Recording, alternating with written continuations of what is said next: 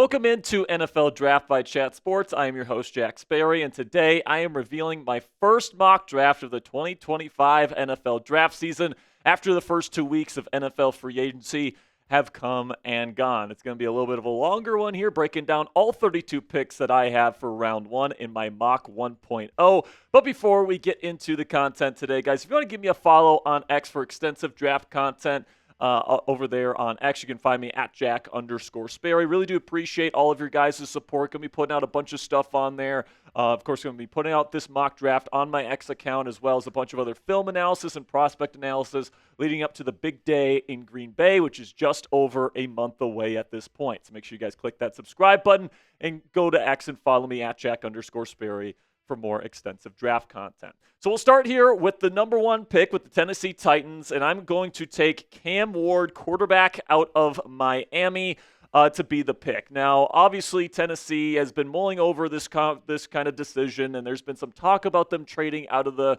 number one overall spot. But I think once all the film is kind of gone over and all the numbers have been gone over and all the interviews are going to be happening, I think that Tennessee's going to come away very impressed with Cam Ward, with his ability to mentally process defenses, his ability to anticipate open space, and of course the pocket presence and arm talent that he brings to the table as well. Make him the number one quarterback in this year's draft class, in my opinion. And if I was Tennessee, I would pull the trigger for Cam Ward, number one overall. Then number two, I'm actually going to have the Cleveland Browns pass on Shedeur Sanders at number two overall. I think there's a decent chance they bring in a guy like Russell Wilson. They already have Kenny Pickett in the building. I would not personally want to let go of a talent like Travis Hunter. Now, Travis is a super, super talented player, guys, both cornerback and wide receiver. My guess is he would complete a really good cornerback duo alongside Denzel Ward there in Cleveland, but he'd also play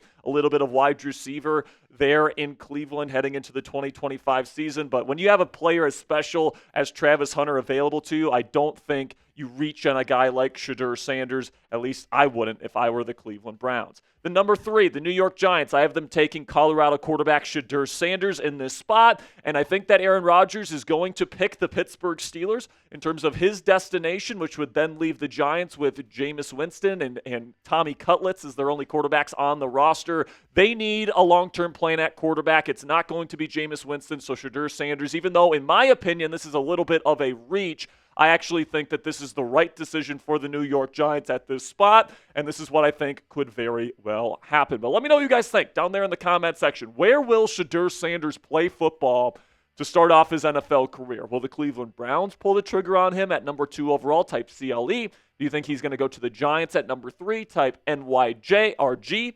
And then if you think he's going to fall in the draft, let me know where you think he falls to and which team ends up taking him in this year's NFL draft. But before we get to the rest of this mock draft here, this is going to be today's pinned comment. So YouTube's going to throw you an ad break here in just a couple of seconds. And when that happens, take advantage of that time by let me know where you think Shedeur Sanders plays his rookie season. Number four, the New England Patriots. I'm going to take Abdul Carter out of Penn State. Special edge rusher, special explosiveness. And if you're the New England Patriots, I know you need offensive line help. I know you need wide receiver help, but you also need a number one edge rusher, and you're going to be taking the best possible player here on the board at a position of need. You can handle wide receiver and offensive line later in the draft. Number five, I'm going to go with Mason Graham, the DT out of Michigan, to the Jacksonville Jaguars. Graham is super disruptive, and it's very, very difficult to find guys that can be legitimate, disruptive pass rushers on day one in the NFL draft. So for me, this is a value pick for the Jacksonville Jaguars at number five. Then you got Ashton Jeanty. I am going to go with Jeanty here, number six, to the Las Vegas Raiders.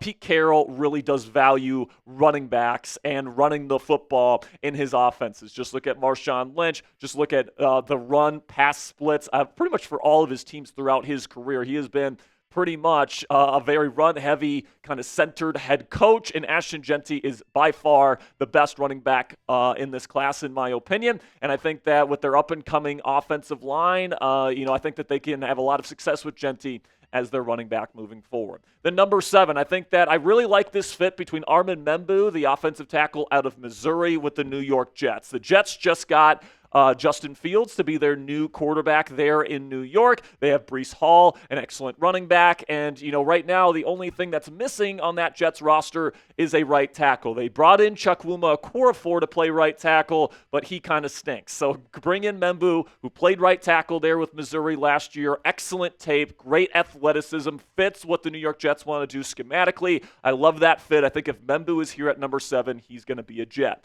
The number 8, first wide receiver off the board will not be Shedeur McMillan. It is Matthew Golden. Now, personally, I have a higher grade on Tet McMillan than I do Golden, but, let's face it, man, 4.2 is 4.2 speed, okay? And that's what Matthew Golden brings to the table. And if you look at the Carolina Panthers wide receiver room right now, Xavier Legette, Jalen Coker, Adam Thielen, all of those guys are 6'2", or above, all right? So they need kind of a shiftier, smaller type of Z receiver to kind of fit into their wide receiver room, in my opinion. Matthew Golden fits that profile as an excellent route runner who's great after the catch, and as you guys, as we saw in Indianapolis, can absolutely fly.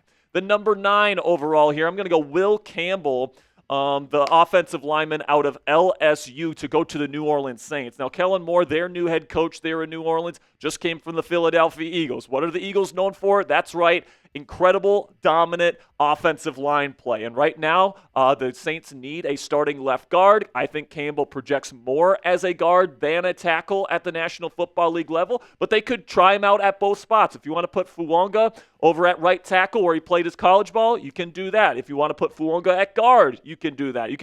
This pick, I think, really gives the Saints flexibility to put the best 5 offensive linemen that they have on the roster and on the field to start the 2025 campaign. The number 10, I'm going to go with another running back to fill out the top 10 here, and I'm going to have Omarion Hampton out of UNC going to the Chicago Bears. It's very obvious to me, guys, that Ben Johnson, the new head coach there in Chicago, is very, very adamant at building this run game in Chicago, just like he did with the Detroit Lions. It is the foundation of his offensive structure. They went very heavy on interior offensive line in free agency. They even traded for a guy like Joe Thuney, and I think that the missing piece here is a running back. I think if Jeanty makes it to number 10, he will be the pick, but with Jeanty off the board, I think that they're perfectly fine taking Omarion Hampton, who is a very well-rounded running back, to be their next running back of the future.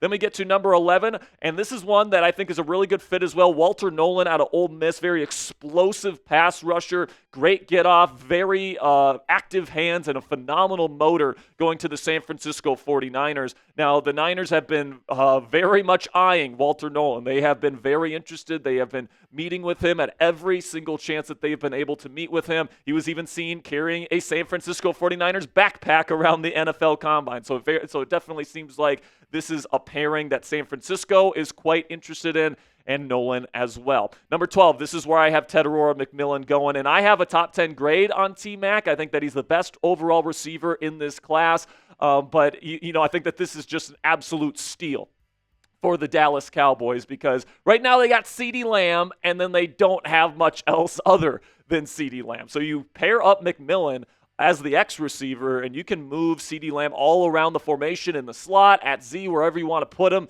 And I think that this is going to be a match made in heaven and will be one of the best dynamic duos at wide receiver in the league for a very long time. So coming up here on NFL Draft by Chat Sports, the rest of my first round mock draft is coming your way. But if you made it this far into the video, guys, make sure you click that subscribe button if you haven't already, because we're providing you guys free daily NFL draft coverage leading up to the NFL draft every single day. And then, of course, when the draft comes, we will be live for every single pick for all 7 rounds, all 3 days, with our extensive live coverage of the 2025 NFL draft. So make sure you guys click that subscribe button if you haven't already. We got positional rankings on here. We got in-depth player analysis. Of course, we got our weekly mock drafts from me and Tom Downey. So make sure you guys click that subscribe button if you haven't already for in-depth NFL draft coverage every single day.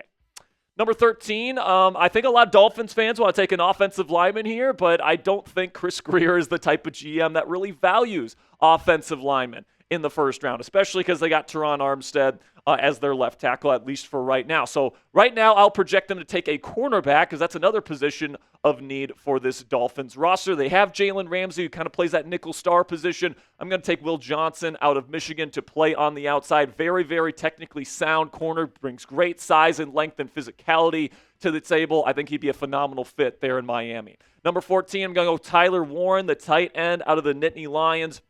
Perfect fit, kind of the last missing piece to that offense.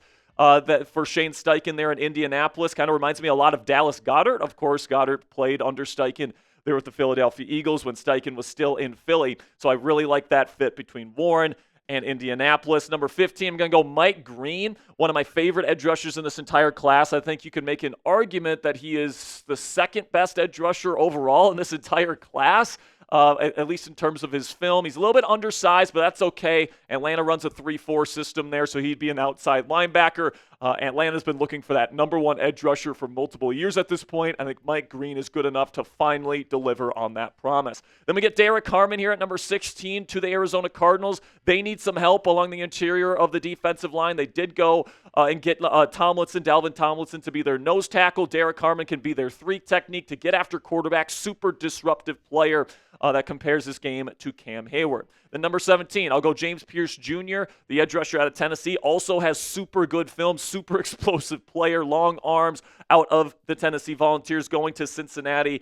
Whether they keep Trey Hendrickson or whether they trade him away, they could still use another edge rusher to fill out this defensive line. So I think James Pierce Jr. is a good fit. Then number 18, this one's a little bit of a surprise here. I'm going to go Jaden Higgins out of Iowa State to Seattle because I think he fits what they need perfectly. They got Cooper Kupp and they got Jackson Smith and Jigba. Neither of those guys is a true X-receiver. I think Jaden Higgins, out of the rest of the receivers available, would be the best available X-wide receiver with the big frame, and then the route running is really good as well. Reminds me a lot of Nico Collins.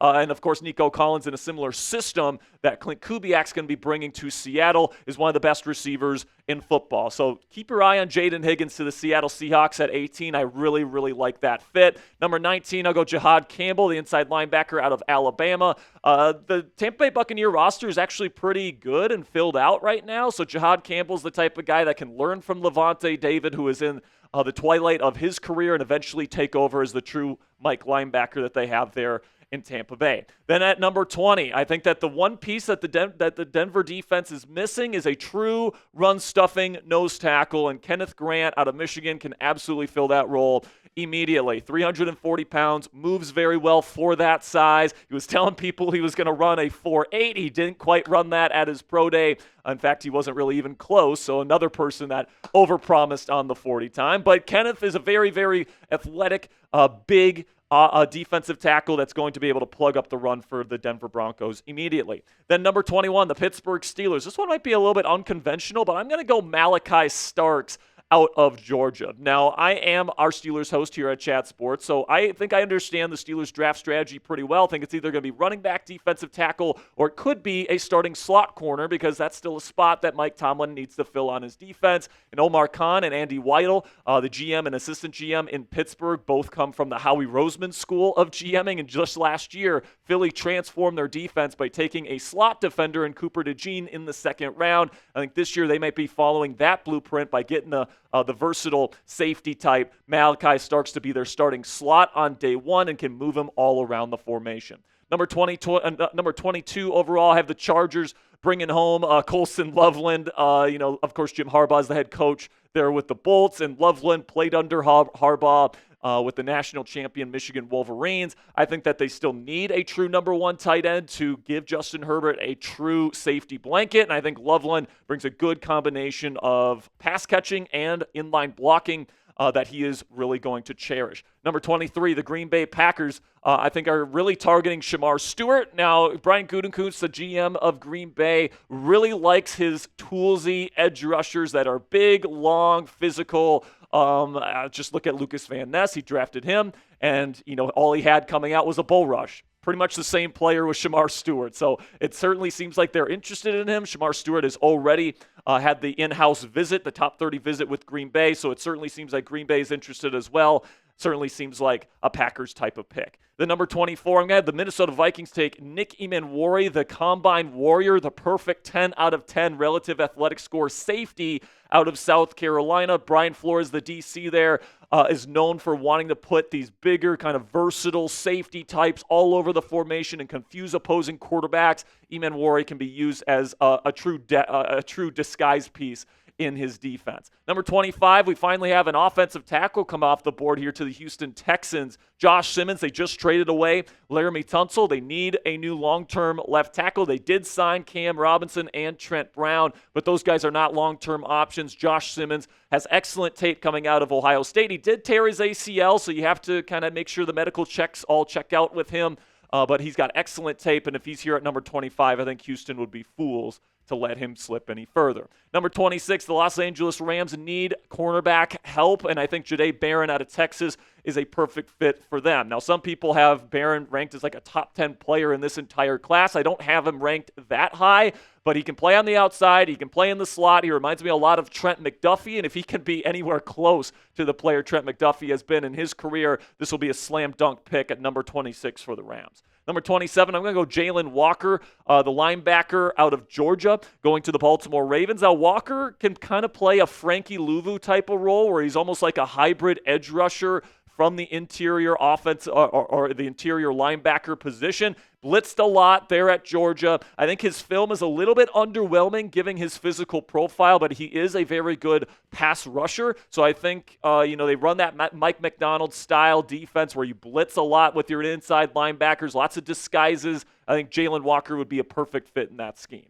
Then number 28, the Detroit Lions. I think that they're going to continue to reinforce their offensive trenches because that is the identity of their football team by getting Gray Zabel out of North Dakota State. Had a phenomenal Senior Bowl.